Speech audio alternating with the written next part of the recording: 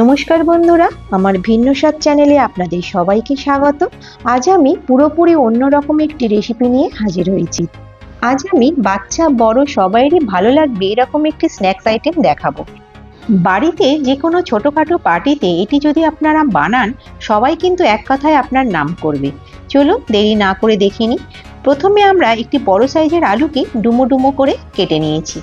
এর সাথে নিয়েছি দুটি মিডিয়াম সাইজ পেঁয়াজ, এগুলোকেও রাফলি কেটে নিয়েছি, কারণ এগুলোকে আমি পেস্ট তৈরি করব।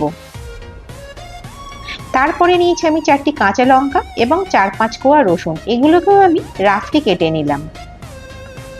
এরপরে আমি 1 কাপ নিয়েছি সুজি এবং 1/4 কাপ নিয়েছি ময়দা। একটি মিক্সার গ্রাইন্ডারে এই সুজি আর ময়দাটাকে একবার আমি ঘুরিয়ে নেব, একটু দানা দানা থাকবে এমনভাবে। এবার ওই একই জারে আমি কেটে রাখা আলু, পেঁয়াজ, কাঁচা লঙ্কা, রসুনটা নিয়ে একটা স্মুথ পেস্ট তৈরি করে নেব। পেস্টের পরিমাণ যতটা হবে তার হাফ জল অ্যাড করব, আর অ্যাড করব ময়দা আর সুজির গুঁড়োটা, আর পরিমাণ মতো নুন আর চিলি ফ্লেক্স, যেটি আমি এখানে দেখাতে ভুলে গেছি। তারপরে লো ফ্লেমে আমি এটাকে সমানে 5 মিনিট ধরে নাড়াচাড়া করব এবং এটি একটি ডোয়ের আকারে চলে আসবে।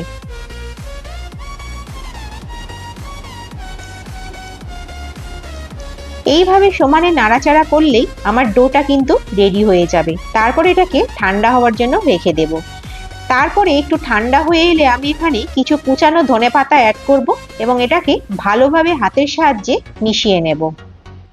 ডোটা একটু ঠান্ডা হলে তবে ধনেপাতা কুচিটা অ্যাড করবে, তাহলে ধনেপাতার কালারটা অ্যাজ ইট ইজ থাকবে। এবার এই ডোটা তৈরি হয়ে গেলে এটাকেও সাইডে সরিয়ে রাখবো। এই স্ন্যাক্স আইটেমটা খাওয়ার জন্য একটি ডিপ তৈরি করতে লাগবে। তার জন্য আমি নিয়েছি এখানে 1 কাপের মতো জল ঝরানো টক দই এবং 50 গ্রামের মতো ছানা বা পনির।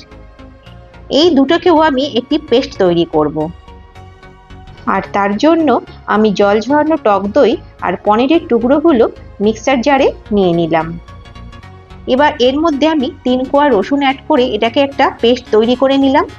তারপরে ওই পেস্টের মধ্যে আমি পরিমাণ মতো অরিগ্যানো আর চিলি ফ্লেক্স দিয়ে ভালো করে মিশিয়ে সেটাকে সাইডে সরিয়ে রাখবো। তারপরে আমার ওই ডো থেকে স্ন্যাক্সের আইটেমটি শেপ দেবার পালা। তার জন্য আমি হাতের তালুতে একটু তেল নিয়ে সেটাকে ডোয়ের মধ্যে মাখিয়ে নিলাম। তারপর ডোয়ের থেকে একটু করে বলের আকারে কেটে নিয়ে হাতের তালুর সাহায্যে সেটাকে চ্যাপটা করে চপস্টিক দিয়ে এইরকম ডিজাইন বানিয়ে নিলাম। এগুলোকে ডিজাইন দেবার জন্য আমি এখানে চপস্টিক ইউজ করেছি, আপনারা চাইলে কিন্তু পেন্সিলও ইউজ করতে পারেন। এইভাবে আমি ডো থেকে একটু একটু করে কেটে নিয়ে হাতের তালুর সাহায্যে চ্যাপটা করে শেপ দিয়ে নেব। এইভাবে সবগুলো এক এক করে রেডি করে নেব।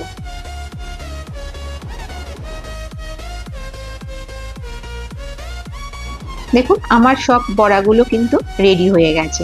এবার আমি একটি কড়াইতে একটু বেশি করে তেল নেব, কারণ এগুলো একটু ডুবো তেলেই ভাজতে হবে। ফ্লেমের হিটটাকে মিডিয়ামে রাখবো, রেখে বড়াগুলো হালকা হাতে ভেজে নেব। আস্তে আস্তে করে উল্টে পাল্টে ভেজে নিতে হবে।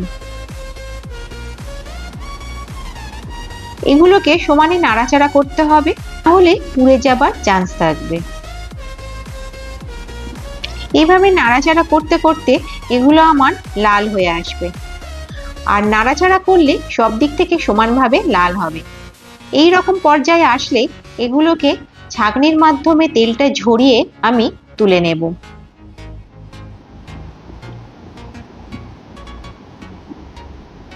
তার পরবর্তী ক্ষেপে আবার দিয়ে দেব। এইভাবে আমি সমস্ত আইটেমগুলো ভেজে নেব।